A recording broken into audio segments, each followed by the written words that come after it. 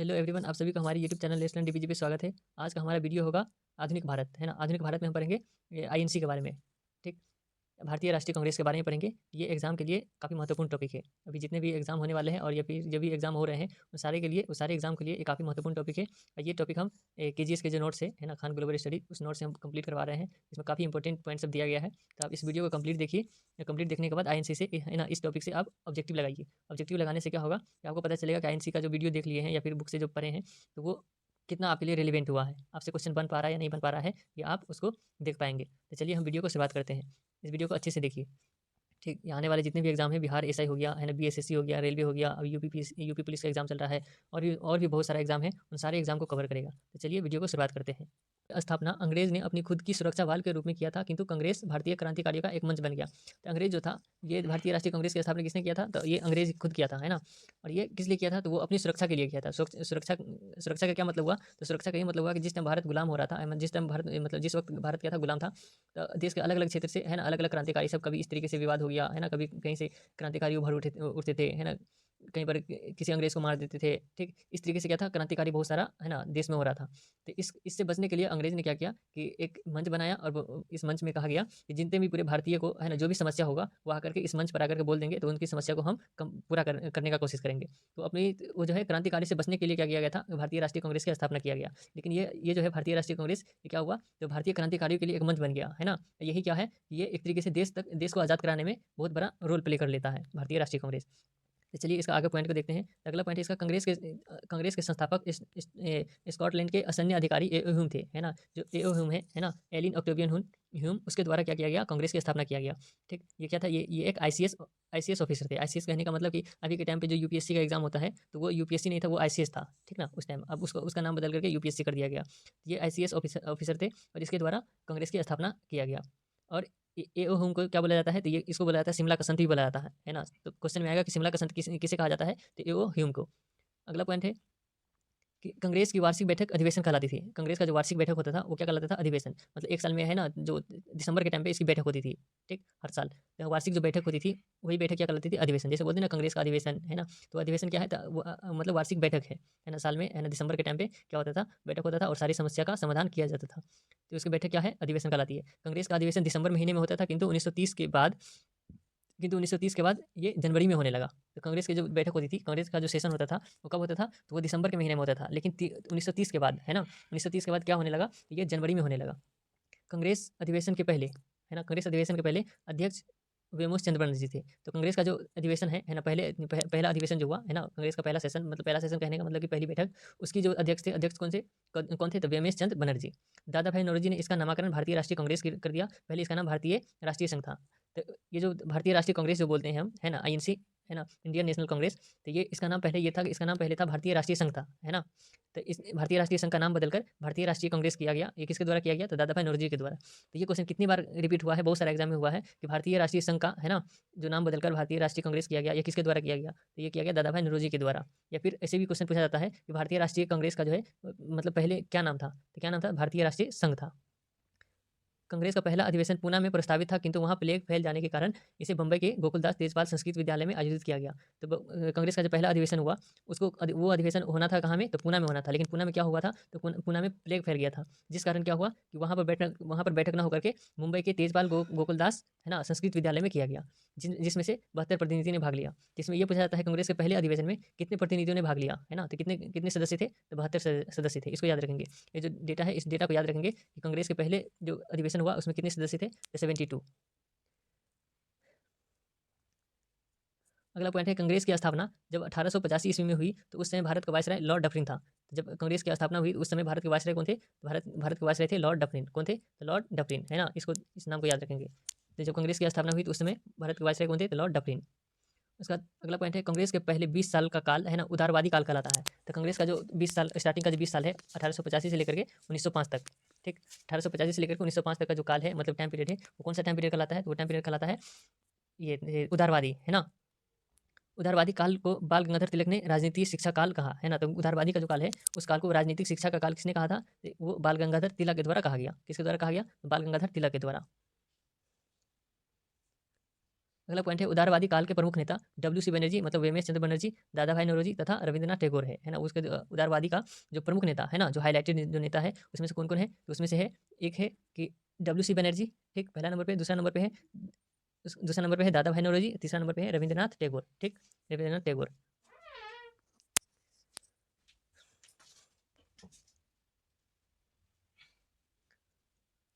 अगला पॉइंट है कि अंग्रेज ने जब 1905 में बंगाल का विभाजन किया, है ना? तो कांग्रेस के अंदर से भी बगावत प्रारंभ होने लगी, जो आगे चलकर गरम दल तथा नरम दल में टूट गए।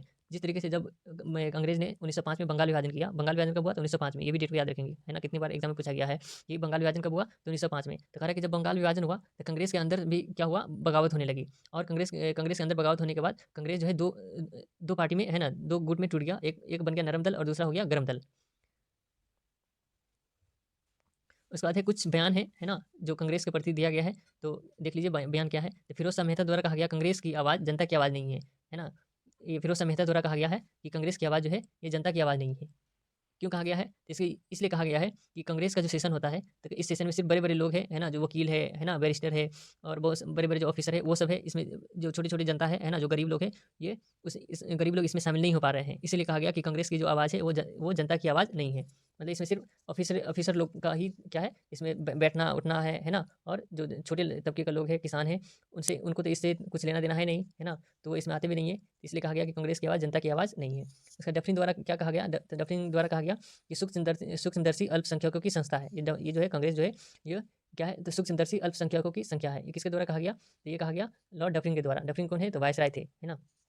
उसके बाद अरविंदो घोष द्वारा क्या कहा गया? तो अरविंदो घोष द्वारा कहा गया कि कांग्रेस भीख मांगने वाली संस्था है। कांग्रेस भीख मांगने वाली संस्था है। ऐसा क्यों कहा गया? इसलिए कहा गया कि कांग्रेस जो है, कांग्रेस में जितने भी लोग हैं, सारे के सारे क्या करती है? भीख भीख की तरह, है ना, अपना मांग रखते हैं। उसके बाद गांधी का कथन है कि कांग्रेस को अब समाप्त कर देना चाहिए, ठीक? मतलब जब देश आज़ाद होने वाला था, उस समय ही कहा गया था, है ना? गांधी जी के द्वारा कि कांग्रेस को अब समाप्त कर देना चाहिए। तो ये बयान क्या क्या है कि ये क्वेश्चन पूछा जाता है कि कांग्रेस को अब समाप्त कर देना चाहिए, ये किसके द्वारा कहा गया था? या फिर कांग्रेस भीख मांगने वाली संस्था है, ये किसके द्वारा कहा गया था? तो नाम याद रखेंगे, कांग्रेस भीख मांगने वाली संस्था है, ये किसके द्वारा कहा गया था? ये कहा गया था अरविंदो घोष के द्वारा, है ना? या और अगला है कि मतलब सूक्ष्मदर्शी अल्पसंख्यकों की संस्था है, ये किसके द्वारा कहा गया था? तो लॉर्ड डफरिन के द्वारा। और फिरोज शाह मेहता के द्वारा क्या कहा गया था? कहा गया था कांग्रेस की आवाज़ जनता की आवाज़ नहीं है, ठीक?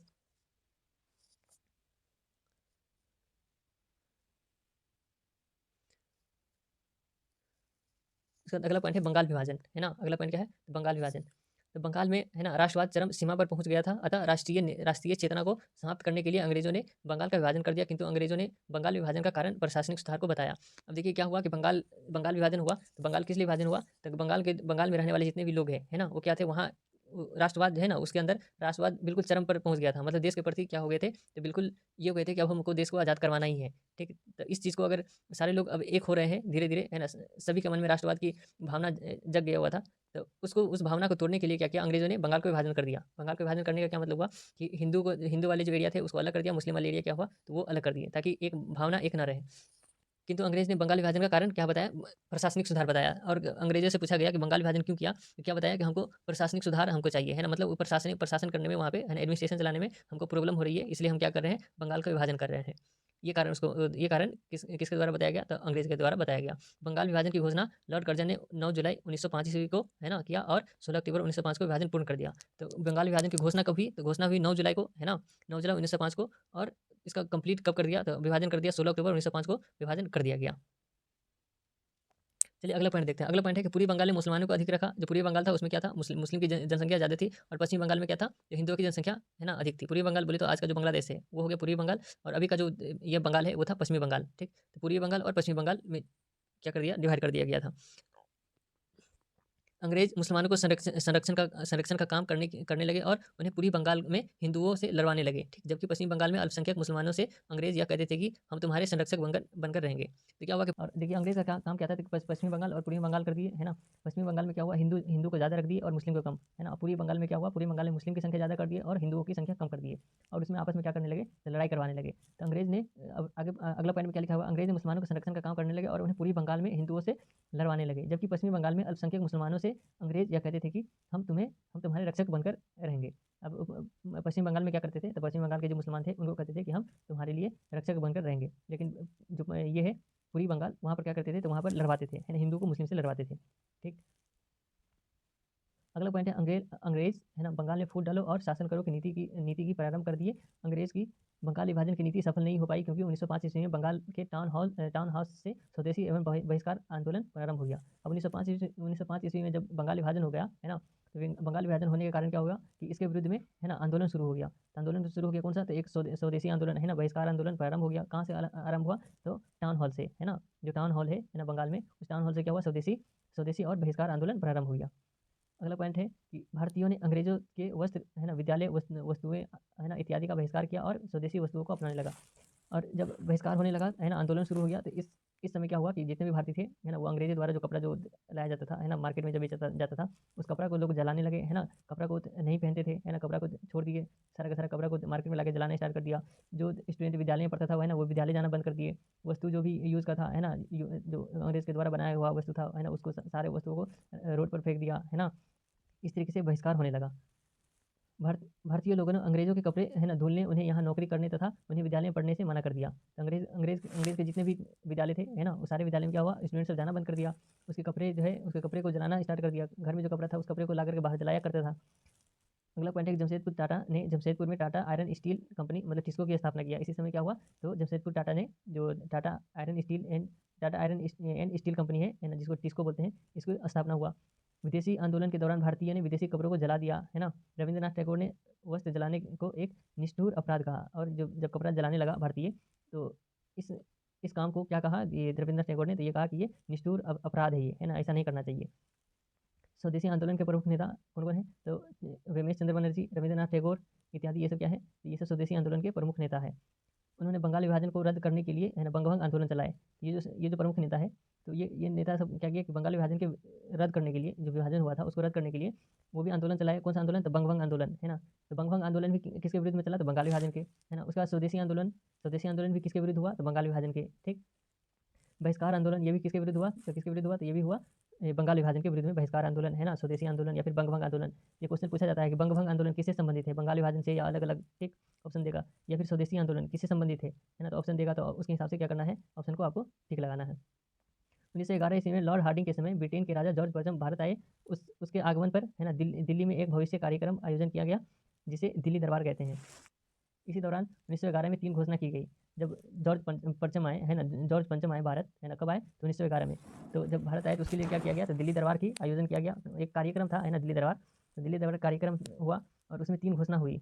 वो कौन कौन घोषणा है, तो एक घोषणा है बंगाल विभाजन को रद्द किया जाए, जो बंगाल विभाजन हो गया था उसको रद्द करना है ना। दूसरा क्या था, बंगाल से बिहार को अलग कर दिया गया। ठीक, बंगाल से बिहार को अलग कर दिया गया। तीसरा, भारत की राजधानी कलकत्ता से दिल्ली बना दी गई। तो भारत की राजधानी जो है कलकत्ता है ना, भारत की राजधानी जो थी कलकत्ता, तो उसकी मतलब ट्रांसफर कब हुआ, तो 1911 में है ना। अभी जो भारत की राजधानी दिल्ली जो पढ़ते हैं, वो पहले कहाँ था राजधानी, तो पहले था कलकत्ता में है ना। कलकत्ता से दिल्ली क्या किया गया, स्थानांतरण किया गया। तो कब किया गया, तो 1911 में। किसके द्वारा, तो जॉर्ज पंचम के द्वारा। जब जॉर्ज पंचम भारत आए तो उस समय ये 3 घोषणा हुआ, और ये सारे क्या हुआ, ये सारी घोषणा को अपनाया गया। इन तीनों घोषणा को 1 जनवरी 1912 को लागू किया गया। अब देखिए, जो कलकत्ता से दिल्ली जो राजधानी को ट्रांसफर किया गया, तो इसकी घोषणा हुई 1911 में, लेकिन लागू कब हुआ, 1912 में। नोट में दिया गया 1912 में बंगाल से बिहार अलग हुआ, 1936 में बिहार से उड़ीसा अलग हुआ, और 2000 में बिहार से झारखंड। तो पहला कि बंगाल से जो बिहार अलग हुआ कब हुआ, 1912 में। फिर बिहार से जो है उड़ीसा अलग हुआ कब, 1936 में। और फिर बिहार से जो झारखंड अलग हुआ कब हुआ, वो 2005 में। अगला पॉइंट है कि लॉर्ड कर्जन ने जब बंगाल का विभाजन किया, तो गोपाल कृष्ण गोखले ने लॉर्ड कर्जन की तुलना औरंगजेब से किया है ना। तो क्वेश्चन में आएगा कि गोपाल कृष्ण गोखले ने कर्जन की तुलना किससे किया गया है ना। कर्जन की तुलना किससे किया गया, तो ऑप्शन देगा है ना, औरंगजेब हुआ, बाबर हुआ, अकबर हुआ, जैसे जिस तरीके से ऑप्शन बना दे वो। तो किससे किया गया, तो कर्जन की तुलना औरंगजेब से किया गया। किसके द्वारा, तो गोपाल कृष्ण गोखले के द्वारा। उसके बाद है क्रांतिकारी आंदोलन। क्रांतिकारी आंदोलन क्या है, तो क्रांतिकारी आंदोलन 2 क्षेत्रों में हुई, एक भारत और दूसरा विदेश में। भारत में क्रांतिकारी आंदोलन 2 चरणों में हुई, प्रथम चरण और द्वितीय चरण। चलिए देखते हैं क्रांतिकारी आंदोलन का प्रथम चरण।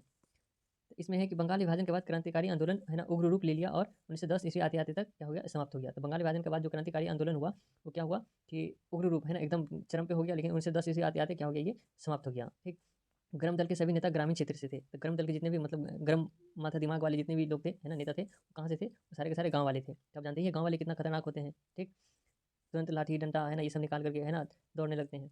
जितने भी गर्म लोग थे, है ना, गर्म दल के नेता लोग सारे के सारे कहाँ से थे? सारे के सारे ग्रामीण क्षेत्र से थे। क्रांतिकारी आंदोलन की शुरुआत, है ना, महाराष्ट्र से बाल गंगाधर तिलक ने किया। तो कहा सवाल क्वेश्चन में आएगा कि क्रांतिकारी की शुरुआत महाराष्ट्र से किसके द्वारा किया गया? तो किसके द्वारा किया गया? बाल गंगाधर तिलक के द्वारा। इन्होंने क्रांतिकारी युवाओं को एकजुट होने, है ना, राष्ट्रवाद की भावना भरने तथा शस्त्र की प्रशिक्षण देने के लिए 1893 में गणपति महोत्सव तथा 1895 में शिवाजी महोत्सव प्रारंभ किया। तो क्वेश्चन में आता है, इतने ये ऑब्जेक्टिव क्वेश्चन में पूछा जाएगा इसको कि 1895 में जो शिवाजी महोत्सव हुआ, है ना, वो किसके द्वारा शुरू किया गया? तो बाल गंगाधर तिलक के द्वारा। या फिर गणपति जो महोत्सव, गणपति जो मनाते हैं, वो कब शुरू हुआ? तो 1893 में। किसके द्वारा शुरू किया गया? तो बाल गंगाधर तिलक के द्वारा। देखिए क्वेश्चन यहीं से फ्रेम होता है कि ऐसे ही पूछा जाता है कि शिवाजी महोत्सव, है ना, कब प्रारंभ हुआ? तो 1895 में। या फिर किसके द्वारा प्रारंभ हुआ? तो बाल गंगाधर तिलक के द्वारा। या फिर गणपति के बारे में पूछ सकता है, गणपति महोत्सव कब प्रारंभ हुआ? तो ये प्रारंभ हुआ 1893 में। किसके द्वारा प्रारंभ किया गया? बाल गंगाधर तिलक के द्वारा। इनका कहना था कि स्वराज मेरा जन्मसिद्ध अधिकार है और हम इसे लेकर के रहेंगे। ये जो स्टेटमेंट है ना, ये स्टेटमेंट, है ना, कम से कम 50 बार एग्जाम में पूछा हुआ है ना, ये स्टेटमेंट आप याद रखेंगे। किसके द्वारा है? ये जो स्टेटमेंट है, ये स्टेटमेंट है किसका? तो बाल गंगाधर तिलक का है कि स्वराज मेरा जन्मसिद्ध अधिकार है और हम इसे लेकर के ही रहेंगे। ये किसका स्टेटमेंट है? ये स्टेटमेंट बाल गंगाधर तिलक का। इसका अगला पॉइंट है व्यायाम मंडल, है ना। ये व्यायाम मंडल क्या है? अब इसको देख लीजिए एक बार, है ना। इसकी स्थापना 1897 में चापेकर बंधुओं ने किया था, है ना, चापेकर बंधुओं के द्वारा किया गया व्यायाम मंडल। इन्होंने पूना के प्लेग अधिकारी, है ना, आयरस्ट की हत्या कर दी, क्योंकि वह भारतीय जनता के सहयोग करने के बजाय टैक्स वसूल रहा था, है ना। भारतीय जनता को सहयोग न करके उससे क्या होता था? तो उसे उसके बजाय टैक्स वसूल रहा था। इसलिए क्या किया कि जो ICS मतलब कि अंग्रेज अधिकारी थे, कौन थे? अरियस्ट, है ना, आयर्स्ट, है ना, जो भी है नाम, है ना, इसकी हत्या कर दी गई। किसके द्वारा कर दी गई? तो चापेकर बंधुओं के द्वारा। ठीक, कब की गई? 1897 में। उसके बाद है मित्र मेला, है ना। मित्र मेला ये सब क्या है? ये है, क्या बोलते हैं कि संगठन, ऐसे संगठन बोल सकते हैं। तो मित्र मेला ये किसके द्वारा स्थापना किया गया? तो मित्र मेला इसकी स्थापना 1901 में किया गया, विनायक दामोदर सावरकर ने किया, है ना। यह मित्र मेला आगे जाकर के अभिनव भारत बन गया। तो अभिनव भारत का पहले क्या नाम था? तो मित्र मेला, है ना, इसको ध्यान रखेंगे। और मित्र मेला जो है या फिर अभिनव भारत, है ना, इसकी स्थापना किसके द्वारा हुआ? तो ये स्थापना हुआ दामोदर सावरकर के द्वारा, है ना, विनायक दामोदर सावरकर के द्वारा। इसी अभिनव भारत के एक सदस्य ने, है ना, नासिक के मजिस्ट्रेट जैक्सन की हत्या कर दी। नासिक के जो मजिस्ट्रेट थे, उसकी हत्या किसके द्वारा किया गया था? तो वो अभिनव भारत जो संगठन है, उस संगठन के एक जो सदस्य थे, उन सदस्यों के द्वारा ये नासिक के मजिस्ट्रेट थे, ठीक, अंग्रेज, उसको क्या कर दिया गया? हत्या कर दिया गया। उसका अगला पॉइंट है 1907 ईस्वी में 1907 ईस्वी में सावरकर लंदन गए, है ना, लंदन गए, जहाँ 1857 की क्रांति की 50वीं सालगिरह मनाई जा रही थी। ठीक, 1857 की 50वीं सालगिरह मनाई जा रही थी। उन्होंने अपनी पुस्तक, है ना, इंडिया वार फॉर फ्रीडम में, है ना, 1857 की क्रांति को भारत का पहला स्वतंत्रता संग्राम कहा। तो ये जो है सावरकर, ठीक, तो सावरकर कहाँ थे? तो सावरकर थे लंदन में थे, ठीक। उस समय क्या हुआ था? तो उस समय भारत में जो स्वतंत्रता संग्राम हुआ था 1857 में, उसकी सालगिरह, है ना, सालगिरह मनाई जा रही थी 50वीं। तो उस समय ये अपनी एक पुस्तक लिखी, जिस पुस्तक का नाम था इंडिया वार फॉर फ्रीडम। ठीक, उस पुस्तक में लिखा गया था भारत का पहला स्वतंत्रता संग्राम है कौन? 1857 की क्रांति। उसके बाद अनुशीलन समिति, है ना, अनुशीलन समिति, इसकी स्थापना प्रेमनाथ ढींगरा ने किया था। किसने किया था अनुशीलन समिति की स्थापना? तो प्रेमनाथ ढींगरा, है ना। यह बिहार बंगाल में सक्रिय था, है ना। ये कहाँ था एक्टिव? थी एक्टिव था बिहार में और बंगाल में। इसी के सदस्य प्रफुल्ल चाकी तथा खुदीराम बोस ने 1908 ईस्वी में मुजफ्फरपुर के जज किंग्सफोर्ड की गाड़ी पर बम फेंक दिया, किंतु किंग्सफोर्ड की पत्नी, है ना, कैंडी की मृत्यु हो गई। अब देखिए अनुशीलन समिति के जो सदस्य थे, है ना, कौन थे? तो वो एक प्रफुल्ल चाकी और दूसरा खुदीराम बोस। इसने क्या हुआ? तो ये दोनों मिलकर के जो मुजफ्फरपुर के जो ये थे ऑफिसर्स, जिसका नाम क्या था? किंग्सफोर्ड, उसकी गाड़ी पर क्या हुआ? तो उसकी गाड़ी पर बम फेंक दिया। कब? 1908 ईस्वी में। लेकिन क्या हुआ कि देखिए सहयोग की वो तो बच गए, है ना, किंग्सफोर्ड तो बच गए, लेकिन उसकी पत्नी क्या हो गई? उसकी पत्नी की मृत्यु हो गई, है ना, लेकिन वो बच गए। प्रफुल्ल चाकी, है ना, पुलिस के डर से आत्महत्या कर लिया। प्रफुल्ल चाकी जो है खुद आत्महत्या कर लिया। अंग्रेज ने खुदीराम बोस को फांसी दे दी। ठीक, और खुदीराम बोस क्या हुआ? पकड़ा गया, लेकिन खुदीराम बोस को क्या किया गया? तो फांसी दे दिया गया। यह सबसे कम उम्र में फांसी चढ़े थे। तो सबसे कम उम्र में जो फांसी चढ़ने वाले जो युवा थे वो कौन थे? खुदीराम बोस। बंगाल के क्रांतिकारी अरविंद घोष को अंग्रेज ने खुदीराम बोस समझकर यातनाएं किया, जिस कारण अरविंद घोष सन्यासी बन गए और पांडिचेरी में, है ना, ओरिवल आश्रम खोल लिया। अब देखिए क्या हुआ कि बंगाल विभाजन के क्रांतिकारी जो अरविंद घोष है ना, को अंग्रेजों ने खुदीराम बोस को समझकर यातनाएं दिया, है ना, जिस कारण अरविंद घोष सन्यासी बन गए। ठीक, और पांडिचेरी में जाकर के क्या हुआ? अपना एक आश्रम खोल लिया। कौन खोल लिया आश्रम? तो खुदीराम बोस। उन्होंने एसेस ऑफ गीता, है ना, उसने एसेस ऑफ गीता नामक पुस्तक लिखी। तो एसेस ऑफ गीता नामक पुस्तक किसके द्वारा लिखा गया? तो खुदीराम बोस के द्वारा। उसके बाद है युगांतर समाज। युगांतर समाज में क्या हुआ, समाज क्या था, तो बंगाल के क्षेत्र से क्रांतिकारी आंदोलन वरिंद्रनाथ घोष तथा भूपेंद्रनाथ घोष ने किया। और ये जो युगांतर समाज है इसकी स्थापना किसके द्वारा किया गया, इसकी स्थापना किया गया वरिंद्रनाथ घोष तथा भूपेंद्रनाथ घोष के द्वारा। इन्होंने युगांतर नामक एक पत्रिका में कहा, इसका इसका एक पत्रिका भी है ना, उस पत्रिका का नाम क्या है, युगांतर है, ठीक। और उसमें कहा अपनी पत्रिका में कि 30 करोड़ भारतीयों के, है ना, 60 करोड़, उस समय 30 करोड़ भारतीय थे, है ना, भारत में जनसंख्या कितनी थी, 30 करोड़। तो उनका कहना था कि 30 करोड़ भारतीयों के 60 करोड़ हाथ एक साथ खड़े हो जाए तो कोई अंग्रेज की ताकत नहीं उसे रोक सकता। तो उसका कहना था कि जितने भी पूरे भारतीय जो है ना, पूरे भारत के लोग अगर एक साथ हो जाएं, 30 करोड़ भारत के लोग अगर एक साथ हो जाएंगे तो हाथ की संख्या कितनी हो जाएगी, हाथ की संख्या हो जाएगी 60 करोड़। तो हाथ 60 करोड़ अगर हाथ एक साथ खड़े हो जाए, है ना, तो अंग्रेज की कोई ताकत नहीं है जो इसको रोक सके। और है 1910 में आते आते क्रांतिकारी आंदोलन का पहला चरण समाप्त हो गया, और 1910 तक क्या हो गया, ये चरण समाप्त हो गया।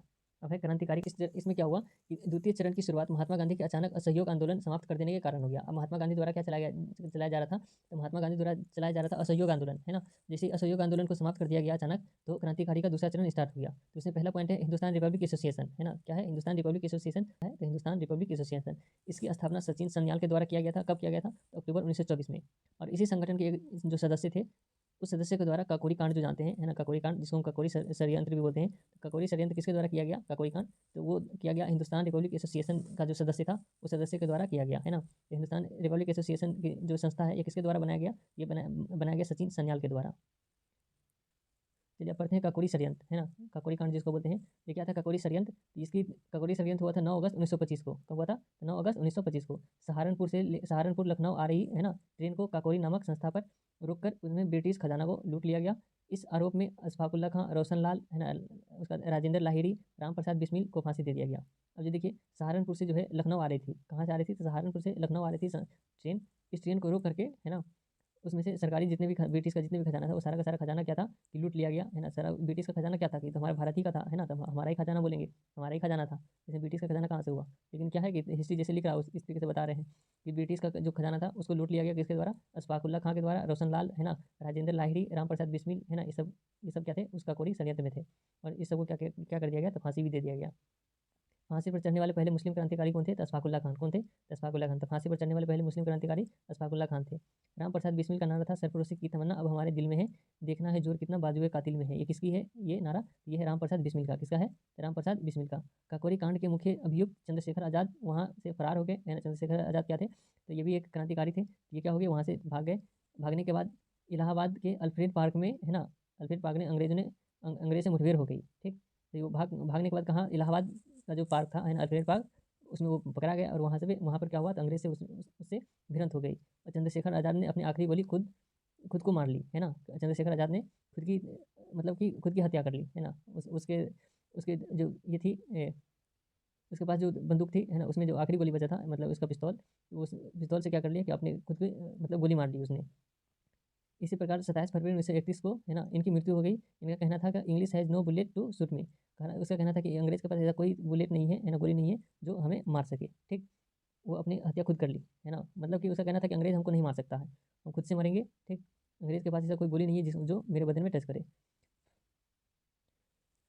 चलिए अगला पॉइंट है भगत सिंह ने 1926 में नौजवान सभा की गठन किया, है ना। नौजवान सभा का गठन किसी के द्वारा किया गया, तो भगत सिंह के द्वारा किया गया। उन्होंने 1928 में HSRA, है ना, हिंदुस्तान सोशलिस्ट रिपब्लिक एसोसिएशन का गठन किया। इसी के सदस्य ने लाहौर के केंद्रीय असेंबली में बम फेंक दिया। देखिए लाहौर की जो केंद्रीय असेंबली था, है ना, असेंबली में बम फेंकने वाला जो सदस्य था वो कौन सा संगठन का था, तो वो था हिंदुस्तान सोशलिस्ट रिपब्लिक एसोसिएशन के सदस्य थे, है ना। वो क्या किया, लाहौर केंद्रीय असेंबली में बम फेंक दिया, है ना। भगत सिंह ने कहा अंग्रेज सोए हुए हैं इन्हें जगाने के लिए यही रास्ता है ना। अंग्रेज कोई सुन नहीं रहा था, है ना, तो सुन नहीं रहा था, तो उसको जगाने के लिए, मतलब कि उसको चेतावनी देने के लिए क्या किया, उसकी असेंबली में जाकर के बम फेंक दिया गया।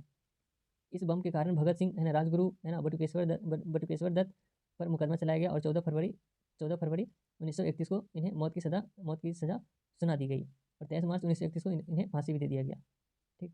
ये डेट याद रखिएगा। मुकदमा कब चलाया गया, तो मुकदमा चलाया गया, इस पर मुकदमा चलाया गया और 14 फरवरी 1931 को इन्हें मौत की सज़ा सुनाई, है ना। मौत की सज़ा कब सुनाई, तो 14 फरवरी 1931 को। और इसकी मृत्यु कब की गई, फांसी कब दी गई, फांसी दे दी गई 23 मार्च 1931 को, ठीक। तो 23 मार्च को कौन सा दिवस मनाते हैं, तो वो हमको कमेंट में बताइएगा। भगत सिंह का नारा था इनकलाब जिंदाबाद, अर्थात यह क्रांति जीवित रहेगी, है ना। भगत सिंह का क्या नारा था, भगत सिंह का नारा था इनकलाब जिंदाबाद। उसके बाद है जतीन दास, जेल में, है ना, भूख हड़ताल पर बैठ गए और जेल में ही इनकी मृत्यु हो गई। तो जतीन दास की मृत्यु कब हुई, जतीन दास की मृत्यु जो हुई वो जेल में ही हुई, है ना, कैसे हुई, तो भूख हड़ताल पे बैठे हुए थे। उसके बाद है चटगांव षड्यंत्र। चटगांव षड्यंत्र में क्या है, बंगाल क्षेत्र में, है ना, सूर्यसेन ने क्रांतिकारी आंदोलन को 1930 ईस्वी में बढ़ावा दिया। उन्होंने अप्रैल 1930 को चटगांव में अंग्रेज की शस्त्रागार को लूट लिया, जिस कारण अंग्रेजों ने उन्हें 1934 में फांसी दे दी, है ना, फांसी दे दिया। इस प्रकार भारत की क्रांतिकारी आंदोलन समाप्त हो गई। ठीक।